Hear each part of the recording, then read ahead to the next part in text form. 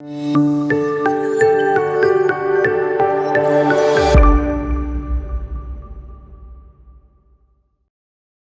and a very warm welcome to Bharata First. I'm Rausan Pereira. You're watching Frank Talk. Since you're here, I would like to thank you for your continued support. For those of you who haven't already subscribed, please like the video, subscribe, hit the bell icon, and then all notifications. Do follow our social media handles for all the latest updates, and you can also subscribe to our newsletter to get some incisive content. The Bharata First team runs a daily big picture quiz. Please do participate by going through the description in the big picture videos. Here are the UPI IDs for those of you who would like to come forward and contribute.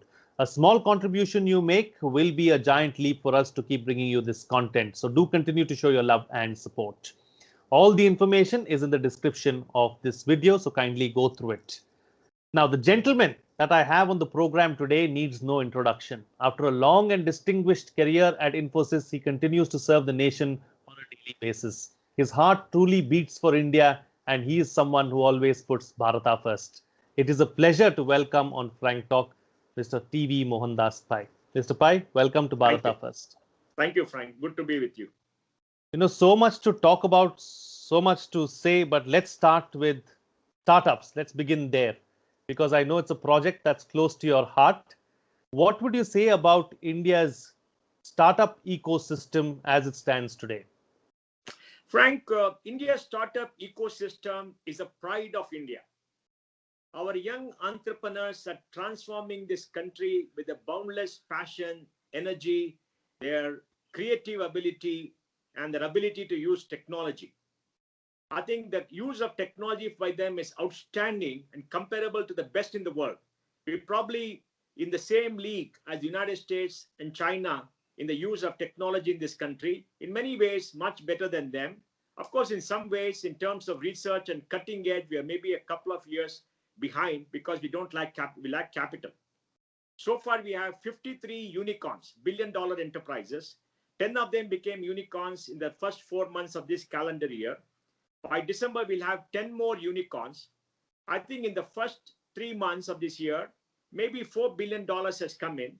And by end of this year, we could get $20 billion. And these people are transforming this country like nothing else. More than let's say 1.12 lakh people are employed in the startup industry. And within the IT service industry and the startup industry this year, we could get 400 to 500,000 jobs. India will possibly employ the largest number of IT engineers in the world this year, maybe overtaking China too. Because of the boom in software services, which is very, very large, we are going to export this year maybe 170, 172 billion. Last year, we are maybe at 155, 156 billion. And we get 60% of the world's work. And that entire investment made up by the IT service industry is having its beneficial impact on startups. So I think, there's something that we have to be proud of. But Frank, you sit in Delhi, you will not find this. Today, I read a tweet by Minas Merchant of Mumbai talking about a very leading, journalist, legacy school journalist in Delhi, writing an editorial about the transformation happening in India because of Nilkant Mishra's, 4-part article about the unicorns, $100 billion companies coming up in the last 15 years. You sit in Delhi, you don't find all this. So you find the narrative to be negative, narrative to be more about some things, which don't give you hope. Come to Bangalore. Hope, optimism, youth, dynamism, growth, the spirit that can do. Everything that Prime Minister Modi spoke about when he spoke about digital India is available in Bangalore. So I'm very proud of these young people. I see them transforming this country. And my generation, which built up the software service industry, transformed this country tremendously. We got global respect. We created 50 lakh highly trained people. And we bought enormous amount of foreign exchange and respect for India. But my hope is these people will do better than us. By 2030, we will create a globally dominant technology sector in this country, which will empower every single Indian and create one true national market where everything will move at the speed of light. I'm optimistic. This is my dream. I'm sure this is your dream. There's a dream for all of us because we want our young generation to succeed. We want the new India to succeed. And the new India is happening right now at a moment when we are in deep pain, when we need hope. The hope is here. is actually happening. Since we are here, let's also talk about some issues that we need to overcome and that we need to climb over, Mr. Pai. Firstly, how much of an impact has the second wave of the pandemic had really as far as our businesses and our startups are concerned? Have they been able to ride the tide? What more do we need to do for them to achieve this vision and this dream that you're talking about? Well, first of all, Frank, I think there's an unprecedented crisis in our country. For a very simple reason, we see 4,000 people dying every single day. Now, let us understand data. I don't want to be seen as insensitive, but I must give you data. 26,500 people die every single day across India in a normal year, because our death rate is 7 per thousand per year on a population of 138 crores. But today we are seeing 4,100, 4,000 people died because of COVID. Now the number could be higher, maybe 5,000, 6,000. We have to wait a year to get the exact data, but a lot of people are dying. But the reasons for the death is something that we have to reflect and is hurting us very badly. People are dying for want of oxygen. People are dying for want of a hospital bed. People are dying for want of medicine. And this is unacceptable in our society. We have not invested enough in the last 70 years. We don't have enough doctors. We don't have enough nurses because of bad policy over the last 70 years. We have not built enough hospitals in the public sector or the private sector. We look down upon the private sector running corporate hospitals because we got this old socialistic hang up about the private sector. So we are paying the price for all of this. And we are paying the price for not having a health bureaucracy which could plan ahead, which could create a cautionary tone for us, and which took his eye off the ball. And a political establishment which possibly thought that, we had conquered it much earlier till it hit us. But I must say, the infection went up from 1 lakh per day on the 25th or 26th of March to 4 lakhs a day, which is unprecedented. No country could have done it. Let's be clear. Everybody is bashing up the government, bashing up everybody, but no country could have done it. The US went to 3 lakhs for a population 1/4 our size. So if you compare that to India, it is 12 lakhs a day. The UK had 70,000. That is 14 lakhs a day. The UK had 1,000 deaths at the peak. That is about 20,000 deaths a day. Every country has gone through it, but they are bigger countries. They have better infrastructure. They came out of it faster. We are trying our best to come out of it. The central government, the state governments, the health workers, everybody is fighting the battle. The Indian people are fighting the battle to win. Now, what about the impact on others? Well, I think the formal sector will not have much of an impact because they went through pain last year in the first quarter, the second quarter. They come out of it. They've done very well in the March quarter. And this quarter will be a bad quarter, not the same as the bad quarter last year, because last year was a national lockdown. Now they learned how to work. Maybe 60, 70% of India is working. The informal sector is again devastated. We still haven't found, Frank, how to make sure that people in the employment sector who live day to day are given enough money to rejoice. I mean, to live at least. And, they're being given rations, but they need cash, they need everything else. In the rural sector, the agriculture productivity production is very good. We'll have a record harvest. So I think, parts of India are suffering very much. We don't want this to extend beyond May. Hopefully by May end, we can start opening again and revive the economy. So this quarter is going to be a bad quarter. Maybe the economy will be down 5-6%, compared to March. So we have to watch out. And as far as startups are concerned, we see a very positive impact of this COVID infection. I don't want to sound very insensitive because the lockdown unleashed the forces of the digital revolution. What would have taken 3 years happened in 1 year. Today, everybody has gone digital, at least most people. And remember, out of 1.38 billion people, we have 900 million people, 90 crore people who have a mobile phone. We have about 65 crore people who are on the internet. We have 50 crore people who have a smartphone. So the digital penetration is enormous, and that is helping people survive and helping people do things. Right now, the startup industry is working to give money, to give relief to people who are suffering, try to create apps, find oxygen, find everything else. So there's going to be an impact. But Frank, we will come out of this. We'll be a much better country. We should not repeat our mistakes. In the next 2 or 3 years, I appeal to government to build health infrastructure, double the capacity of our hospital beds, have public investment, improve our human resource potential, so that by 2025, we have enough capacity so no individual will die for want of oxygen, want of a hospital bed, and will get treatment, whatever happens to this country. So I think we must learn our lessons and go ahead. It'll have an impact, but it will not be the same impact as what happened the same quarter last year. Absolutely. And I'm going to steal some words from you. And I also don't want to sound insensitive, but we are also a startup. Bharata First is a startup, and we have done exceedingly well in a span of 45 days. We are close to about 50,000 subscribers. So Wow. so that is also thanks to, I guess, the pandemic only in a way. So it has been a blessing in disguise because it has helped, like you said, improve the digital revolution, so to speak. Yes, Mr. Pai, you wanted to add something, or do I continue? No, no, continue, continue. Yeah, please. So, let's also come back to startups now and talk about this other aspect of, there is a sense, and you were talking about Delhi media and how sitting in Delhi, we are a little more pessimistic and less optimistic about how there are several startups that begin in India. The ecosystem is good, but then eventually go abroad once they are established either to Singapore or other Southeast Asian nations. How do we stop that from happening? Frank, I'm very happy you brought up. I've been working with the government of India for the last 4 years to stop this. We have stopped some of it. There are three problems that we have today, which have to be done. Indians are not investing enough capital in startups. Out of $70 billion that came to India from 2014 till 2020, only 10% is Indian capital. Because our regulatory system, our tax laws are biased against Indian capital. If you invest in a startup and you have a capital gain, you have to pay 28% tax. If you invest in the stock market, you have a capital gain after 1 year, you have to pay only 11% tax. So you are taxing people more for taking greater risk. So people are saying, why should I invest in startups and innovation? I may earn more money, but I don't know. I'll rather invest in the stock market and make good money. And the last 1 year, people who invested in June, July made very good money because ultimately investors look at returns. That's the right way to do. I don't want to point fingers at them.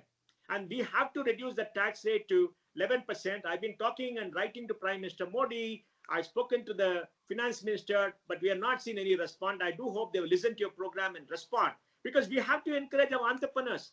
We must make sure that our unicorns are owned by Indian capital. Out of 53 unicorns, 26 are domiciled outside. And today, maybe 20-30% of all our young companies who could grow up are going outside because they're not getting capital. And of all these 53 unicorns, majority is owned by foreign capital. I have nothing against foreign capital. I welcome everybody to come to this country. But we cannot suppress our own capital. There's a Nehruvian policy of suppressing Indian capital. We can't suppress our people. We want to be owned by Indians. We have to be in India. That's point number one. Second is very bad regulation by the Reserve Bank of India. The Reserve Bank of India is a great institution. I respect them. Monetary policy doing a great job. Governor Shaktikanta Das is doing a fantastic job leading from the front. But Reserve Bank of India acts like God, not even God. They don't reply to your letters. They have no time limit to reply to your letters. For many things, we have to go to them for approval. And we go to them for approval, they don't reply. So you got to hire a big four or some consultant so they can go to Bombay and walk the corridors and get your replies. So they're forcing us to go to them. And when they give a reply, we are not sure what policy they're applying because they're all discretionary. They send a letter saying your proposal is rejected. We don't know why. You go to a consultant, you probably will get it done. Why should you go to a middleman? They don't respond. One. And I think they have to be more responsive because they got the same imperial colonial attitude of saying, we know what is best for the country. That is not what should happen in a democracy. If you write to the Federal Reserve or the Bank of England, they will respond to you. They'll give you a time limit. If you write to the SEC, which I have done in the United States, when Infosys are listed, they will write to you. They treat you with respect.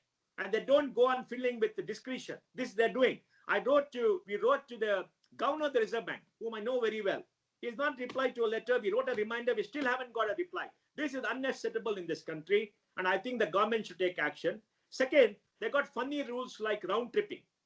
Frank, if I invest in an Indian company and that Indian company has a foreign subsidiary and that Indian company wants to sell a foreign subsidiary to another company, they have to get RBI approval. Or if I buy a foreign company and I got dollars, which has the Indian subsidiary, that may amount to round tripping. I mean, this is crazy. This is crazy.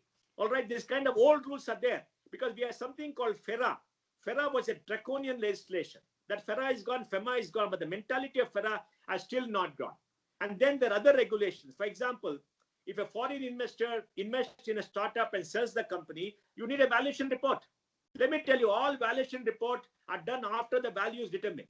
You don't go by a values report. When you sell a company, you negotiate. I want this, I want this, you negotiate. And then there's a negotiated price. because the price is what the seller wants to sell, and the buyer wants to buy. And then we're supposed to get a valuation report. Why a valuation report? Because the RBI believes all of us are crooks. Every citizen in the country is a crook. So you get a report to say that you're getting the right price. What do? So you go to a valuer, he gives you a report that you want. It justifies the valuation. They'll all justify and give you a report. That's what is done. And this is crazy. They know that. And so it takes 6 months, 7 months for the process. And if you invested 5-6 months back and you've given the money, you have to have document to prove that the money has come. Then you have to give it to RBI. RBI has to approve before taking money out. Now, there's a simple way. In the stock market, an FPI can come and invest. You go to a depository who do the KYC, and when you sell, the money go depository, they give it back, they file compliance. Why can't you do the same for startups? Do it. It's moving very slowly. So there are many other things the RBI, they must change all the regulation. That is the next one. And the third one, Frank, which is very, very vital, we are not spending enough money on research, in R&D, in deep technology. For example, China is spending $150 billion by 2022 in artificial intelligence, machine learning, and exponential technologies. Niti Aayog, I spoke to them 2 years back. They came with a plan to spend $1.5 billion, which is a joke. And I don't think they've still done it. Unless you spend money on research, unless you do money, how are you going to get cutting-edge technology? We're always going to be behind. We're always going to be behind. There's no spending. Why can't we say we are going to fund 5,000 PhD scholars in exponential technologies every year? It may cost you 300, 400 crores a year. That's peanuts. Government says we're going to have a 50,000 crore, research fund, national research fund. They still haven't activated that. They're still talking about it. When you don't invest as a country in research, cutting-edge research in academics, you don't do that. How can you move forward? Because all the research funding has to come into technology so we can all compete. So we are not being allowed to compete. We don't have a set of priorities. Government has done a lot. We spoke about LIC and EPFO being allowed to invest in startups. They have done that. In Funda Fund, Piyush Goyal has done a lot. But we need the Prime Minister, somebody to say, this is what we should do as a country. Only 4 or 5 things we do. The next 5 years, you'll see a sea change. A lot of things to do, Frank. But you must understand, Frank, despite all these negatives, our young people are positive. They are optimistic. They are going to fight the battle. And we are going to win. We can win easier. We can win faster. But we are going to win. We are going to transform this country.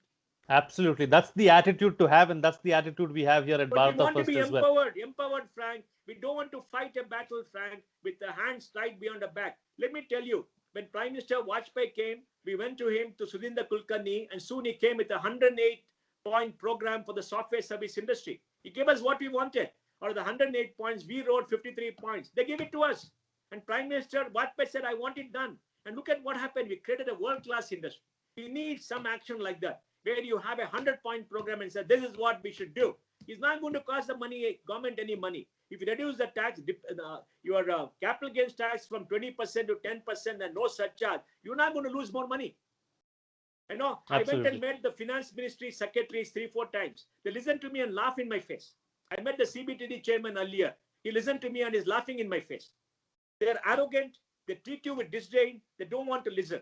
The finance minister came to Bangalore. There were 400 of us. They were all on the stage. And we worked very hard to create many suggestions. We gave it to finance minister. Listen, none of them wrote it down. None of them had the courtesy to reply to us and say what we have done. They don't write down. We work very hard. We go to them. They just have this mela just because they're supposed to have the mela and tell people we consulted. What is this ridiculous consultation?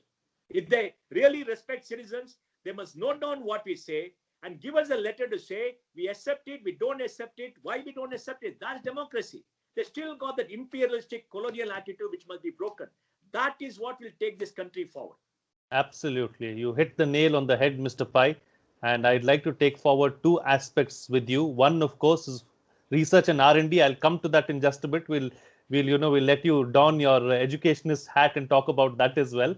But before that, you were speaking about Indian capital and foreign capital. And let's talk about, 2 of our so-called prestigious companies, Paytm and Byju's. But their funding comes from elsewhere. We know where the funding comes from. How do we deal with that kind of a problem? And all Indians take great pride in Byju's and Paytm, not knowing where the funding is coming from. Well, Byju, I think Byju won some 26-27% from public filing. The rest is foreign capital. And he's raised about $3.5 billion. But he's registered in India. He's not registered overseas. That's a good thing of Byju. Byju is an extraordinary entrepreneur. Unbelievable guy. I mean, we gave the first check to Baiju, 9 million and 20 million free in 2012 or 13. We gave the first check. So know him well.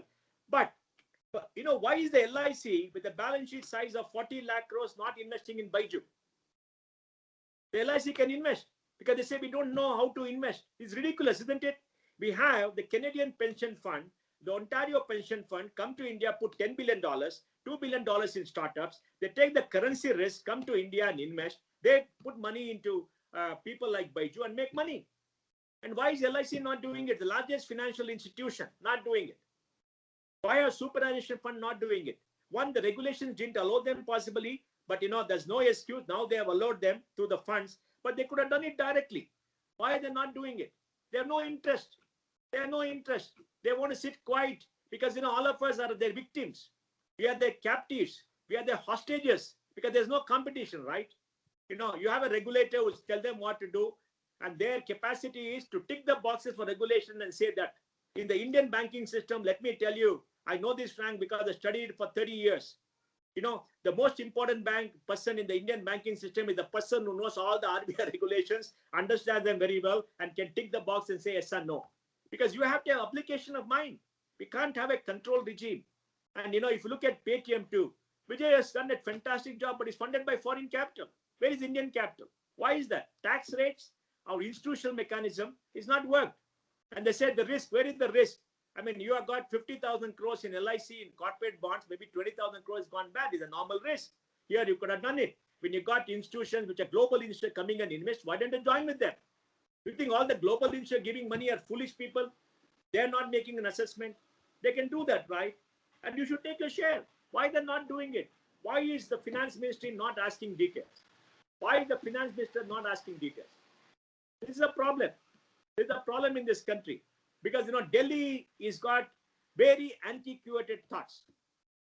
Absolutely. Piyush Goyal knows about it. He is close to the market. But the finance ministry should, just tell these people, why don't you look at it? What is wrong in it? If you don't support a best company, what are they going to do? So, Frank, this is the big problem. Absolutely. Let's now talk about research, R&D, another subject that is close to your heart, Mr. Pai. Somehow, despite several efforts that have been made by us, we seem to be lagging behind. There are, of course, great scientists in this country. We do great research. ISRO and DRDO are testament to that. But beyond that, if you look at it, it seems like we are dragging our feet. What is the crux of the problem? The crux of the problem is the wrong decision Jawaharlal Nehru took after independence. What is the wrong decision? We followed the Soviet model of having research in institutions controlled by the government and not in the universities. In the US model, much of the research is done in universities and also in centralized organizations like the Lawrence Liverpool Institute, right? Like NASA. Now, Delhi, because of the controlled mindset, the colonial mindset, they created their own institution. They created a caste structure. This is all ours. Private sector, we don't want to touch. University, we don't want to touch. So we starved our universities of research funding. Cutting edge research, blue sky research has to be funded by public money. It cannot be done by private money largely. Public money should be there till private money comes into it. You have to do that. Now, government is putting money into DRDO, pouring money into DRDO. How much of the DRDO technology has gone into the private sector? You ask the question, hardly anything. Why? Because DRDO is sitting down there with disdain in the ivory tower. We don't care about the private sector. Every year, India used to import $10 billion foreign goods because in the defense mechanism till Prime Minister Modi came, they were all controlled by agents. They never supported the private sector. Only now it is happening because Prime Minister Modi wants to have it, right? And then your ISRO has done an extraordinary job. The Atomic Energy Commission is an extra job, but they must liaison with the private sector. We went to NASA, Frank, from IMA when I was president, and NASA told us, our mandate is very clear. We are publicly funded. We will do research in areas where the private sector is not there.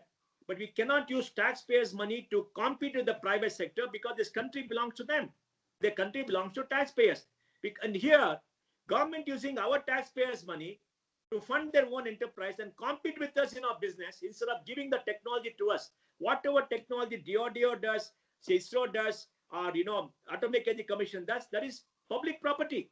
They must license it to everybody and tell them to use it. Are they doing it? Yes, they got small units, but they don't do it. I mean, this is a control mental. That's the biggest problem. So we are not funded. We should start this National Research Foundation to fund 10,000 crores on a competitive basis to all universities.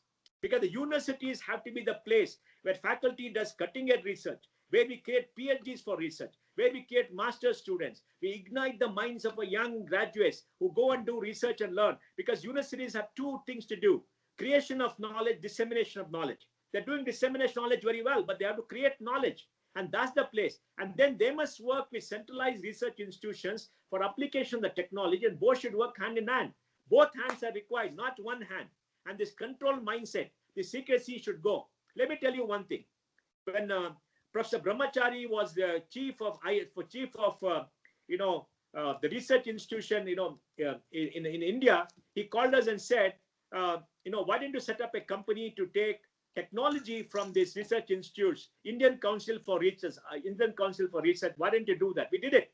People in that scientific department, the finance person sabotaged it. He didn't give any money. State Bank of India gave us 10 crores to fund it. And then Vijay Kelkar was the chairman. I was on the board.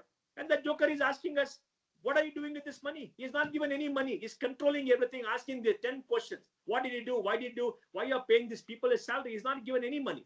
And the sabotage is within. This is the kind of thing. The Prime Minister had that council. And this is what they do. Because there's a control mindset that we are government, we are different, you're all crooks. That must go. So we must fund our institutions. We must create young scientists. Today, our best minds go abroad. Let me tell you, when you study the IIT system, we found 10 years ago, only 3% undergrads of IIT do masters and PhD in the IITs. Can you believe that? They go outside. Who does the masters? From other institutions, they come and do the masters and PhD because it's prestigious. The undergrads don't do it. If your own undergrads, who are supposed to be the brightest kids, don't want to do masters in a own institute, you've got to think why. Because they don't get funding. We got very good professors. We got good people, but we need funding. Without money, what can you do? You need good equipment. You need professors spend that time. This is the problem. I hope Delhi understand this. 10,000 crore is peanuts for this country, Frank. India government and the state government spend 60 lakh crores a year. How much is it? 60 lakh crores. Don't tell me they can't give 10,000 crores. 10,000 crores. Absolutely. That's a very, very valid point, and I hope that we take that particular aspect forward. And also, Frank, let me give one piece of data. We're supposed to be a software superpower. That's what we pride as a Mera Bharat Mahan. You know how many PhDs in computer science you produce a year? 500. 500 peanuts. 500 a year. It's a joke. We need 5,000. Our best masters go up to the US because they want to do PhD in the US. There are more Indians doing PhDs in the US than this country. Can you believe that? Why are they going? Why can't we invest? Why can't we give them research grants? How do we remedy the situation? That is one, Mr. Pai. And secondly, there is always this other notion also that several commentators and analysts talk about, how the private sector also needs to come to the table and do their bit. The private sector is not doing enough as far as R&D is concerned. What do you have to say about that? Frank, in pharma, the private sector is doing enough research. Okay, the last 10 years, enormous amount of money. In auto, they're doing research. All right. In electric vehicles, the private sector doing research, not much of the public sector, barring IIT Chennai. All right. In IT and all that, they're doing enough research, but the market is outside. Look, in the private sector, there's a limitation on the amount that you can do as research. All right. Even in the US, the largest quantum of research funding was from the government for a very long period of time. We need public funding for a long period of time till the private sector becomes large enough and works in the public sector to do that. You can't blame the private sector. You know, I used to meet so many vice chancellors. They used to complain to us, oh, the private sector is not working with us. They're not funding us. Then I asked them, what do you have to offer the private sector to get them excited to come and work with you and fund with you? Are you creating proposals? Are you going with them? Do you have the best-in-class people who can do research? Can you offer them breakthroughs? Can you give them ideas? There's nothing. Even in the Indian Institute of Science, the professors still recently never went out to talk to the private sector. When I was dealing with the education research department, I had Cambridge, Oxford, everybody come and ask us for research funding. That ISC never came. They never came to even talk about research. What do you talk about these people? There's a mindset problem in this country because of this Nehruvian notion, that old notion, public sector, social notion. Public sector is good, private sector is bad. See, you have to work together. How many technology at DRDO given? We must have put 1.5, 2 lakh crores into DRDO the last 20 years. Last 20 years, check up how much money has been poured. How much of the money is technology has gone to the private sector? Ask the question. You can file a information report with request for information or something like that and get it done. You can find out yourself. Hardly anything. Why is that? It's a control mentality. And the bureaucracy is the same. They don't want to fund the private sector. The bureaucracy has got research funding. Ask them how much they give to their own institute, how much they give outside. They don't give outside. They say, I can give it to IIT easily. It doesn't matter what they do with the money. Private sector, I'll be accountable. What is the accountability, man? I mean, this country belongs to us, Frank. We are taxpayers. You're using our money. It's not your godfather's money, your grandfather's money. It's our money. We pay taxes. You have to use it for our benefit. Treat everybody equally. That's the what? I think that's the worst thing to do. Frank, the only thing I can say is Prime Minister Modi should take cognizance of this. He must take a meeting. He must break the logjam and he must do it. Because he spoke in parliament and said, our young entrepreneurs will transform the country, not the babus of this country. They are not fit to run business. They can't run anything. We'll give it to them. First time. Frank, Gandhiji made a statement. I must remind you. This desh mein sarkar vyapari hai, us desh mein janta bikari hai. Because this desh mein sarkar vyapari hai. Sarkar takes our money and competes. How can you compete with the sarkar? Look at Air India. They lost 70,000 crores. How can an airline compete with Air India when government is pouring money? Am I right or wrong? Look at BSNL. Absolutely. BSNL, they lost 70,000 crores. It's our money. Frank, we all work 12, 14 hours a day, slugging our butts out to pay those taxes. It pains us. And they pour the money into BSNL. What is it? What for? Why are you losing our money? Is there no respect for us? Is there no respect for money? That's the kind of attitude that we must break. That's why we need a new India, free of all the shibboleths, where citizens are treated with respect. Taxpayers are treated with respect. We have good policies to promote entrepreneurship, to promote research. Absolutely. And finally, before I let you go, Mr. Pai, a final word from you on the best way forward and your vision for Bharata also. That's also very important.